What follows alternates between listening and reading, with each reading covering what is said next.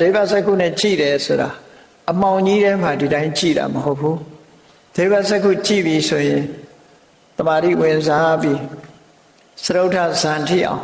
တမာတိစွမ်းအားတွေမြင့်တင်ပြီးတဲ့အခါမှာမလုပ်ရအလောကကတိုင်းလို့ခေါ်တဲ့အလင်းရောင်ကြီးတစ်ခုဖြစ်ပေါ်လာအောင်စိတ်ထဲကနေအလင်းရောင်ကိုလွတ်လို့ရအောင်လို့အလောကတကတိုင်းကိုအရင်ဝင်စားလိုက်တယ်ဝင်စားပြီးတော့လောကကြီးတစ်ခုလုံးကိုကြည့်ခြင်းပြီးဆိုရင်ကြည့်ခြင်းတဲ့လောကကြီးတစ်ခုလုံးကိုအလင်းရောင်ပထမပေးရ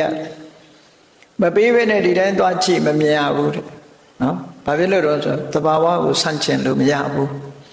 တကူလို့ဆိုပြီးပဲလို့သဘာဝဆန့်ကျင်တာမရှိဘူးဒါစွမ်းတကူနဲ့ဘာလို့ရသဘာဝအတိုင်းပဲသွားရတယ်အလောကကတိုင်းဝင်စားပြီးတော့ကြည့်လို့တဲ့စัจ java လာကြည့်လို့တဲ့ဒေသကိုအလင်းရောင်အရင်ဖြတ်လိုက်တယ်ဖြတ်ပြီးတဲ့အခါမှာဒိဗ္ဗစကုအဘိညာဉ်နဲ့ကြည့်တာရသော်ဘုရားအဖို့မှာတယ်လီဗီရှင်းဖွင့်ပြီးတော့ကြည့်လိုက်တယ်လို့တယ်လီဗီရှင်းထဲမှာလွှင့်တဲ့ရုပ်ပုံတွေအကုန်ပေါ်လာတယ်လို့ပဲစัจ java လာကြီးတစ်ခုလုံးမှာရှိကြတဲ့အရာတွေအားလုံးဟာထင်ထင်ရှားရှားကြီးပေါ်လာ